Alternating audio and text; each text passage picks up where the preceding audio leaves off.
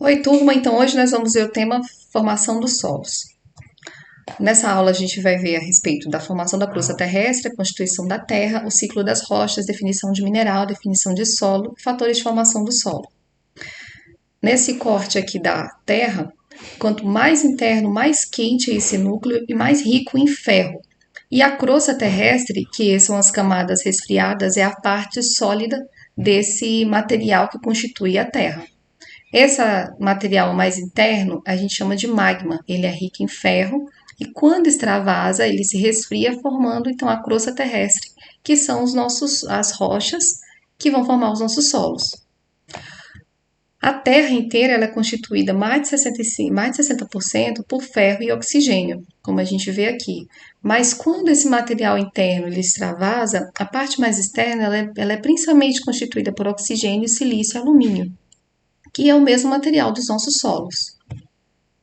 A gente tem aqui, então, quando o magma extravasa pelos vulcões, ele se resfria aqui na parte externa ou interna, formando rochas que a gente chama de magmática. Rochas magmáticas são as rochas que são resfriadas a partir do magma. Quando é aqui nessa parte interna da subsuperfície, ele se resfria lentamente, então forma rochas que a gente chama de intrusiva. Rochas sedimentares são as rochas magmáticas que sofreram erosão e então elas foram se sedimentando, esses sedimentos foram transportados, foram se sedimentando, se cimentaram e formaram outro tipo de rocha, que é a rocha sedimentar. Geralmente tem uma estrutura mais homogênea, em camadas muitas vezes a gente consegue até identificar. Por último, tem o tipo de rocha que é chamada de metamórfica. Quando rochas magmáticas sedimentares sofrem pressão, quer seja porque estão embaixo de uma região de montanha e alta temperatura também, porque se aproxima aqui da região de magma, elas mudam a estrutura química das rochas sedimentares magmáticas. Isso faz com que esse novo tipo de rocha surja, né, que é o tipo de rocha magmática. A gente tem então aqui o magma extravasou no vulcão, se resfriou rapidamente aqui externamente, a gente chama de rocha magmática extrusiva. Quando ele se resfria mais lentamente, a gente chama de rocha magmática intrusiva, porque se resfria mais lentamente, os cristais têm tempo de se cristalizar, os elementos têm tempo de se cristalizar e formar cristais que são visíveis a olho nu. Quando essas rochas elas sofrem erosão, transporte, sedimentação e cimentação formam um outro tipo de rocha, que são as rochas sedimentares. As rochas sedimentares, por sua vez, podem passar por altas condições de pressão e temperatura e se transformar em rochas metamórficas. As magmáticas, por sua vez, também podem passar por essas condições e se transformar em rochas metamórficas. A gente tem, então, esses três tipos de rochas: rochas magmáticas, rochas sedimentares e rochas metamórficas. As rochas magmáticas, elas podem ser... você consegue identificar em que condição elas foram cristalizadas? Porque, por causa da textura. Quando o magma extravasa e forma um tipo de espuma rico, né, nesses elementos e que se resfria rapidamente em contato com o ar, pode-se formar rochas que são ricas em espaços de ar. Por exemplo, a pedra pómez, o pomito, ele é uma rocha magmática que se solidificou numa condição de rápido resfriamento dessa espuma que se formou do magma. Quando esse magma mesmo se resfria rapidamente, ele pode formar o basalto e o riolito, que são duas rochas que você não consegue identificar os cristais, mas eles estão lá bem pequenos, porque o resfriamento foi muito rápido. Quando o resfriamento é lento, cada cristal tem tempo de aumentar o seu tamanho, então esses elementos vão se cristalizando e tem tempo de formar um cristal completo. Isso faz com que a gente consiga identificar na rocha vários cristalzinhos, né, com todos os elementos que conseguiram se agrupar. E quando esse magma começa a se solidificar em condições lentas, mas ele entra no material que está sendo extravasado, é extravasado rapidamente e rapidamente se resfria, você tem inicialmente cristais grandes que estavam se cristalizando lentamente, E esse material, ao encontrar o ar, se resfria rapidamente e os demais cristais não conseguem se cristalizar. Então, você tem cristais pequenininhos e aí você não consegue identificar. Geralmente são aquelas rochas que você tem um incrustado. Por exemplo, essa rocha aqui, você consegue ver uma incrustação aqui. Isso é uma calcita, se eu não me engano. Então, inicialmente nós temos rochas magmáticas que sofrem intemperismo, que é essa erosão e esse transporte, que se sedimentam, formam rochas sedimentares, assedimentares. Elas sofrem metamorfismo, que são condição de alta pressão e alta temperatura. Essas rochas metamórficas, elas podem ainda também sofrer sedimentação e voltar a ser sedimentares a partir da erosão. E as rochas magmáticas também podem se transformar em rochas metamórficas quando sofrem pressão e temperaturas altas.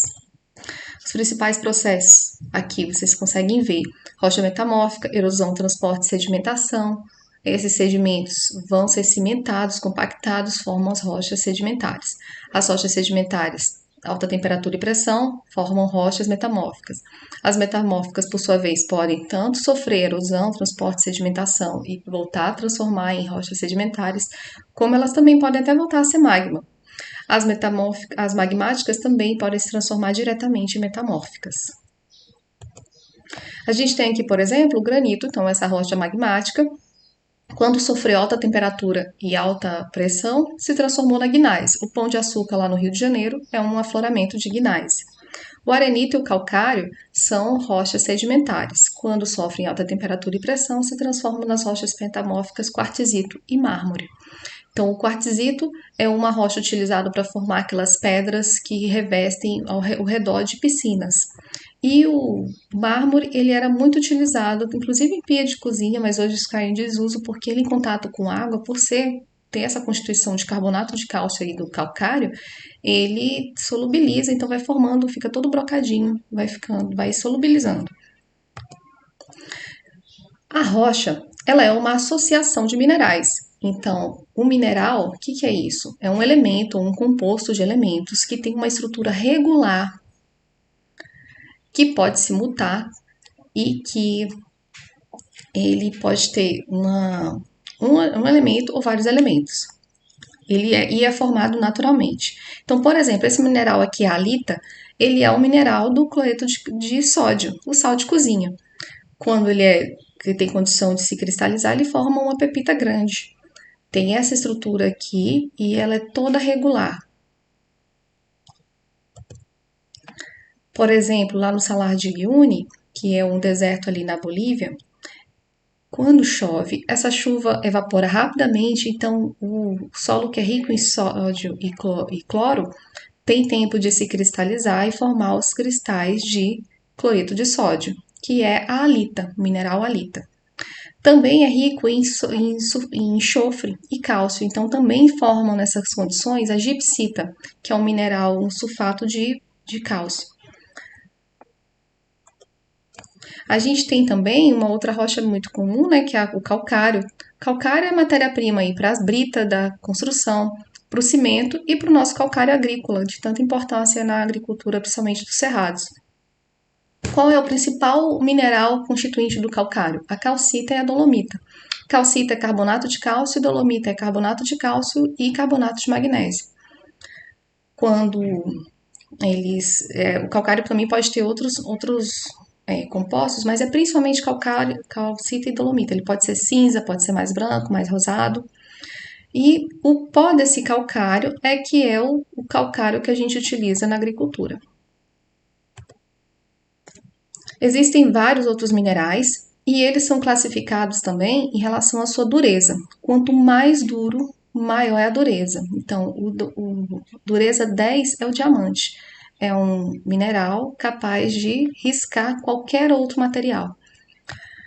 A gente tem também o talco e a gipsita, que você consegue riscar com a própria unha.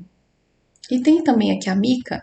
A mica também você consegue riscar com a própria unha e embora tenha esse aspecto, parece até que é duro, mas elas são várias camadinhas, cristaliza em camadas e ele é flexível. A mica é utilizada quando vira pó por exemplo, em maquiagem, para dar aquele brilho metálico. Então, rocha é essa associação de minerais. O granito, por exemplo, é uma associação de quais minerais? Da biotita, do feldspato e do quartzo. A biotita é um mineral rico em ferro, em magnésio. O feldspato é rico em potássio e o quartzo já é um mineral só de silício e oxigênio, só um silicato. O solo, ele é então o fruto do intemperismo dessa rocha, que pode ter diferentes origens, diferentes composições. E, por consequência, o solo vai ter essas características da rocha. Se ele veio de uma rocha rica ainda em vários elementos minerais, esse solo também vai ser rico nesses elementos. Quando ele veio de uma rocha que já tem uma perda alta desses minerais, então esse solo também não vai ser tão rico. Quando o solo é muito intemperizado, mesmo que ele venha de uma rocha rica nesses minerais, esses minerais já vão ter ido embora também, lixiviados para o mar. Então, ele também vai ser mais pobre. Então, se o solo é muito intemperizado, ou se ele veio de uma rocha que não era tão rica nesses minerais, ele é um solo mais pobre. Então, nós vamos ver aqui como começa, então, essa formação do solo. A rocha, ela é, então, inicialmente colonizada pelos líquens. Líquens é uma associação de fungo com alga, né? Um organismo que são duas espécies diferentes e não conseguem viver sozinhas, elas só vivem em associação. Então, ele secreta uma substância ácida que consegue inicialmente solubilizar a superfície da rocha. E isso vai dando condição para que outros micro-organismos consigam, uma vez que houve uma solubilização inicial daquele mineral primário que é duro e resistente, outros micro-organismos conseguem começar a colonizar ali em cima, outras plantas.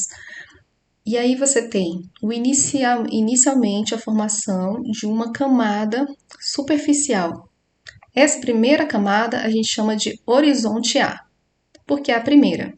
O horizonte A, conforme ele vai passando por chuva, ele vai se separando, né? A chuva vai percolando e filtrando e vai separando as partículas menorzinhas para baixo. E no horizonte mais em cima, o ar também vai se concentrando maior teor de matéria orgânica. Então você começa a ter uma separação dessas camadas. Quando isso acontece, o primeiro a gente sempre vai chamar de A, que é esse mais superficial, e esse seguinte de B, horizonte B.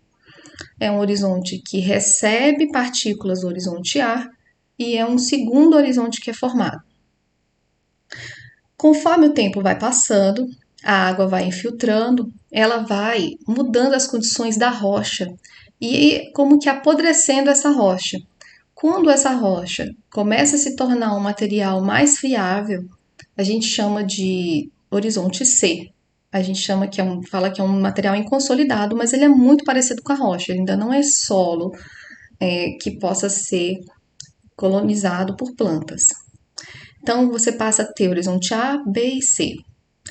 Se acontece uma movimentação intensa de argila desses primeiros horizontes aqui para o horizonte B, você pode ter a formação de horizonte mais claro, de uma camada mais clara do que o horizonte A e o horizonte B. Quando isso acontece, se forma uma camada mais clara, a gente chama de horizonte E. É da palavra eluviação, que é movimento de cima para baixo e separação, né, dessa argila. Não acontece esse horizonte E em todos os solos, mas pode acontecer. Então, um solo que tem horizontes nítidos, você diz que é um solo maduro. Solo que você ainda não tem tantos horizontes nítidos e que ele é mais raso, ele é um solo ainda em formação, um solo jovem. Então, nós temos, por exemplo, o cambissolo, ele é um solo assim. Ele é mais raso, tem um horizonte B incipiente, pequeno, por isso que tem esse izinho aqui do lado. Já o argissolo, que é um solo maduro, você tem vários horizontes nítidos. E aí, além do argissolo, você pode ter uma movimentação intensa em solos muito antigos por formigas e cupins. Se elas movimentam esse solo de baixo para cima, de cima para baixo, Isso faz com que você não consiga mais distinguir os horizontes, e isso acontece no latossolo. Então, o latossolo é um solo muito intemperizado, que já teve movimentação por formigas e cupins, você não consegue mais distinguir os horizontes, tudo da mesma cor, no horizonte A, B, C, A, B, e aí a gente fala de um horizonte AB, que é essa transição, mas você não consegue identificar com clareza, tem tudo a mesma cor. Geralmente também é um solo que tem baixo teor de matéria orgânica, então você não vê uma camadinha mais escura, não. Um horizonte mais escuro é bem típico de solos que tem uma alta deposição de matéria orgânica. E a gente até chama esse horizonte com nome específico, chama de horizonte O, de orgânico, né? Então, são 5 os fatores que atuam sobre a formação dos solos. A rocha-mãe, que é o material de origem, os organismos, líquens, essas formigas, todas as plantas que vão colonizar o solo, o clima, que é a água, a temperatura, o relevo, porque o relevo favorece ou desfavorece. Se é um relevo mais plano, onde tudo isso pode se acumular, esse solo tem tempo de fazer tudo, de acontecer todos esses processos que eu descrevi. Se o relevo ele é mais declivoso, o solo ele é carreado, então necessariamente você só vai conseguir ter solos rasos num lugar declivoso. Então, o relevo pode favorecer ou não a formação do solo. E o tempo que é necessário milhões de anos para a formação, para que esses processos ocorram. Então, a rocha ela sofre tanto intemperismo químico como físico. O que é intemperismo químico? É a degradação química mesmo. É como se fosse o café. Quando a gente coa o café, a gente retira a cafeína. Então, vamos dizer que o pó do café seria essa rocha. Quando passa a água, quando passa a chuva, vai lixiviando, levando os nutrientes e deixando cada vez esse pó menos rico em cafeína. O solo também. A rocha vai passando por isso, esse solo inicialmente formado vai passando por isso e vai formando os demais. Vai solubilizando os minerais, separando eles, e aí você passa a ter as camadas e cada vez um solo mais com os nutrientes mais disponíveis, mais solubilizados, o que favorece o desenvolvimento das plantas, que precisam que esses nutrientes estejam na água do solo. Intemperismo físico é justamente a rocha que foi se quebrando, inicialmente num pedaço grande, pela ação do gelo, da água.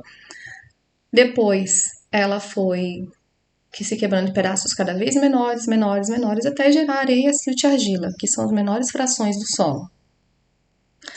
A gente tem aqui os processos que solubilizam essa rocha, são a hidrólise, a hidratação, a dissolução, a oxidação e a acidólise.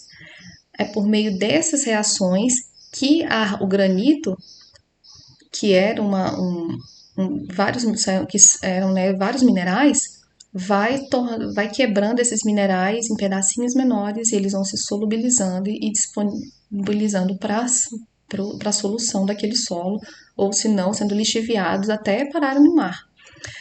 Quanto mais solúvel essa rocha, dependendo da sua estrutura, você consegue uma permeabilidade melhor ou não de água, o que favorece esses processos.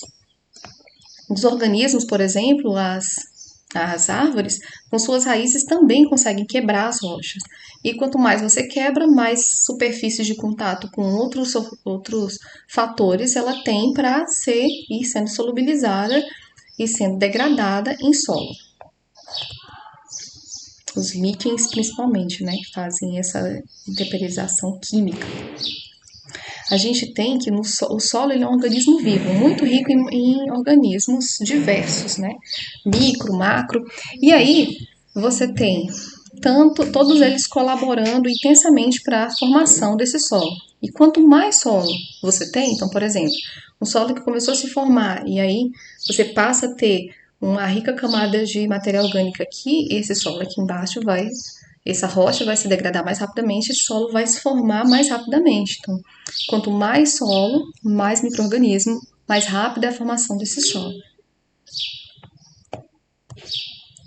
A gente tem também, então, aqui o relevo atuando. O que ocorre?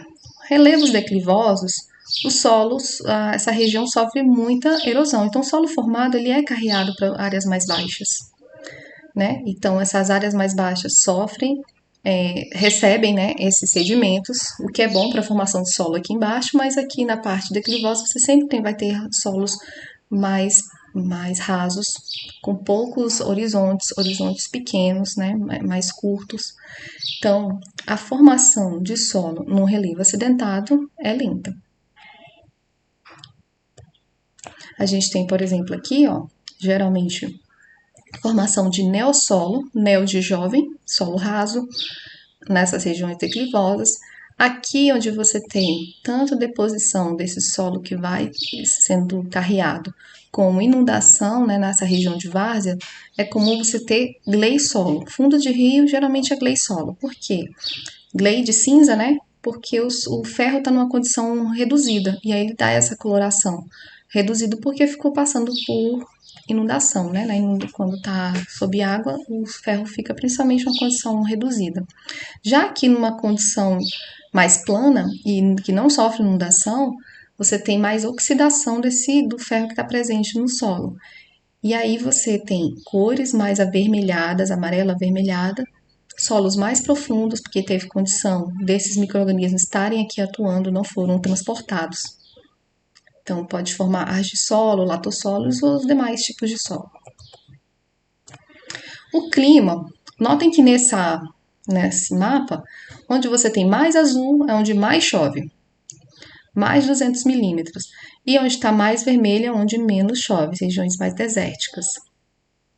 Então, quanto mais chuva, mais favorecido é o processo de formação do solo, porque a chuva é necessária para a infiltração, para fornecer água para os micro-organismos que vão atuar sobre esse temperismo da rocha. Então, a gente tem aqui, geralmente, em regiões semelhantes de precipitação e temperatura, a gente tem mais ou menos os mesmos solos, os mesmos tipos de solo, né? Enquanto em regiões mais secas, pouca chuva, tem solos mais rasos, menos maduros. Então, chuva e temperatura é necessário para a formação do solo. Essa é a principal influência, então, do clima, pela chuva e pela temperatura. A gente já tem aqui, então, clima equatorial. Ele é mais ou menos no Equador, é quente o ano inteiro, tem uma boa quantidade de chuvas nessas duas regiões. Você vai ter mais ou menos os mesmos tipos de solos. Aqui, ó. Esse vermelho são solos altamente oxidados. Oxissolos, que a gente chama aqui de latossolo, litossolo, plitossolos, são solos que vão ter uma coloração vermelha, ou pelo menos uma camada de coloração bem vermelha, que é típico da oxidação do ferro que está presente ainda nesse solo.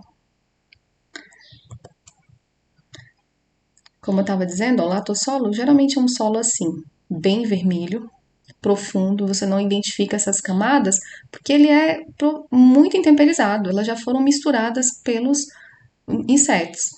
Esse podossolo já é um solo comum, assim, em áreas de clima temperado, porque a matéria orgânica, ela tem um tempo de permanecer. Latossolo, mesmo caindo matéria orgânica aqui, folhas, né, restos de material de animais, tudo, a dinâmica da matéria orgânica, a temperatura é tão alta que isso não permanece. Então, logo se decompõe, e é por isso que a gente não verifica aqui, né, uma camada mais escura, porque essa camada mais escura é típica de matéria orgânica. Chernossolo também de clima temperados frios, subúmido. Quando você tem climas mais frios, você não tem uma decomposição rápida da matéria orgânica, por isso você consegue ver também. E lugares mais secos, às vezes você tem um solo ainda que é mais arenoso, não foi sequer bem temperizado e você não tem também uma profundidade nem horizontes bem distintos.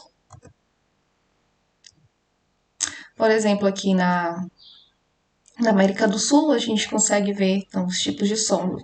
Aqui, organossolos, eles estão mais presentes em regiões que têm um clima mais ou menos menos quente, né? Aqui, latossolo é metade do nosso Brasil. E a gente também tem um pouco aqui de neossolo. Esse aqui são aqueles solos ali da duna, né? Solo de duna, né? O solo quartzarínico que a gente está vendo. Então, e o tempo? Como eu expliquei, a formação de solos acontece em escala de milhões de anos. Por isso que a gente tem que ser muito cuidadoso com erosão, né? Porque perder 1 tonelada de solo por hectare, 15 toneladas por solo, perda de 15 toneladas de solo por hectare no cerrado é relativamente comum. Você imagina, essa camada, ela corresponde a milhares de anos para ter sido formada. Então, o tempo, ele é um fator essencial para que o solo se forme. Todos esses processos, eles são muito lentos. Então, aqui, uma vez o solo formado, a gente tem o perfil do solo. O que é o perfil do solo? Essa sequência de horizontes, sequência de camadas. Quanto mais antigo o solo, mais camadas ele vai ter, mais profundo ele vai ser. Quanto mais jovem, mais curta essas camadas.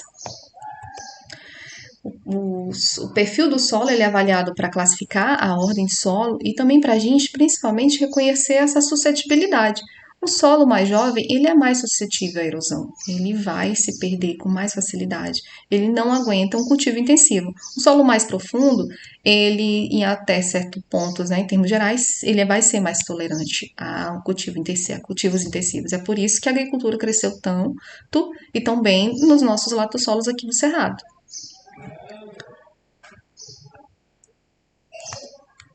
Então, aqui, os horizontes. É importante conhecer os horizontes porque eles é que são a característica que a gente vai usar para diagnosticar as ordens de solo. Então, o horizonte A, como eu expliquei, é um horizonte superficial. Geralmente, ele é mais orgânico, ele recebe ali restos de folhas, restos de animais, e por isso ele tende a ser mais escuro. Horizonte E, quando acontece, ele é um horizonte mais clarinho um pouco que o A e o B, por causa do transporte de argila que estava aqui, foi para o horizonte B e deixou ele mais claro. Horizonte B, ele é o horizonte que recebe as argilas, as camadas superficiais, e ele pode ser, você consegue distinguir aqui, geralmente uma camadinha mais diferente. Horizonte C é esse material mais parecido com a rocha, mas não é rocha, não é mais duro que com uma rocha, mas ele é muito parecido com a rocha. E o R a gente chama de a rocha, chama de horizonte R, mas já corresponde à própria rocha mãe. Quando a gente tem uma alta deposição de matéria orgânica, e isso é possível identificar, às vezes em região meio pantanosa, ali na Baixada Maranhense, você tem uns locais que a deposição de matéria orgânica fica um pouco inundada, então você fica ao longo de todo o ano com uma camada escura, que é justamente essas folhas se decompondo. Então forma um horizonte escuro, rico em matéria orgânica, praticamente só matéria orgânica. Então, esse horizonte a gente chama de horizonte O. Quando é muito decomposto, a gente chama de OD, e quando é pouco decomposto, OO. É bem importante estudar o solo, né? Independente da sua área, né? Se é geologia, se é engenharia civil, e nós que somos da agricultura, eu penso que conhecer solo, saber um pouco de manejo de solo, quanto mais você souber, é como saber português para você aprender todas as outras disciplinas. Saber um pouco de solo, de manejo de solo, é necessário para você ter bom desempenho na produtividade, né? Quer seja no cultivo de culturas vegetais ou na criação animal. Então, o solo, ele é esse substrato utilizado para as plantas, ele tem uma grande importância na filtragem da água das chuvas para a reposição dos nossos aquíferos. O mau manejo do solo, ele causa uma erosão que compromete os nossos rios, assoreamento de rios. A gente pode ter também contaminação da nossa água por conta do tipo de manejo do nosso solo. A gente pode ter perda da biodiversidade por consequência com comprometimento dessa capacidade de manter as plantas ali em cima, porque você vai empobrecendo esse solo, ela passa a não ter tanta capacidade de manter as plantas, você muda a vegetação de uma região, você muda o clima da região, o microclima você muda. Então, o ser humano ele é capaz de mudar o clima. Em nível micro-regional, isso é fato, né? Brasília disseram que em 60 teve neve aqui. Neve porque resfriou, né? E tinha água suficiente no ar, porque na época mais fria de Brasília, não sei se vocês são daqui da região, é muito seco, né? Então, neve eu tô falando porque eu vi uma foto, viu, gente? Eu vi uma foto. Não era bem neve, era um granizo, assim, bem... mas você tinha um cerrado mais florestal. E isso melhora a umidade do ar, mais do que um espelho d'água. Então, pensem que cuidar do solo, saber de solo, é essencial para diversos processos, né? Quanto melhor você cuida da saúde do solo, melhor é a saúde das pessoas que moram nessa região. Isso é um provérbio africano. Então, a gente tem o solo como um potencial local de extração mineral, tem a questão do recurso como nutriente para nutrir as plantas que são cultivadas aí em cima, e tem a questão da proteção das nossas águas. Aqui é o Dukachev, ele é o pai da ciência do solo, porque estudando lá os solos da Ucrânia e da Rússia, ele identificou que o clima tinha uma grande influência sobre a forma do solo e passou a reconhecer o solo como uma unidade, como se estuda as rochas. Então, ele é assim o pai da ciência do solo, porque ele que introduziu esse conceito de pedogênese, né, a formação do solo nesse mundo científico. E então hoje a gente tem a pedologia como a ciência que estuda a origem, a morfologia, a classificação dos solos. E a edafologia é também estudo dos solos, mas ele tem um enfoque mais agrícola, né? O solo como recurso para a produção de plantas e animais sobre esse solo, né? Então, aqui, para a gente resumir a aula de hoje, o que eu preciso que vocês saibam, né? Que é tanta coisa que é falada. Então, que os minerais são elementos ou compostos químicos de natureza inorgânica formados naturalmente que apresentam estrutura regular e que pode ser mutável. Porque eles mudam, é que a gente tem a rocha se transformando em solo. As rochas são as associações desses minerais e que são 5 os fatores que formam o solo: a rocha, os organismos, o clima, o relevo e o tempo. O solo é resultado desse intemperismo, né? Temperismo é degradação física e química da rocha, causada pelos fatores clima e organismos, né? De toda a ordem, micro e macro-organismos, ao longo do tempo e é favorecido pelo relevo. O perfil do solo, isso é a sequência de horizontes do solo, ele é avaliado pela classificação, para a classificação das ordens de solo. Isso é interessante para a gente conhecer a vulnerabilidade desses solos à erosão. O estudo do solo tem grande importância devido às funções que ele cumpre: o escoamento da água, suporte para as plantas e animais e ação filtrante para os nossos lençóis de água. Então, foi um prazer. Consultem a bibliografia. Se vocês me perguntarem qual bibliografia, eu leio, professora, se eu não tiver tempo de ver os vídeos ou se mesmo vendo o livro eu preciso ler. Leia o livro do Lepsch, chama Formação e Conservação do Solo, está lá na nossa bibliografia. Obrigada.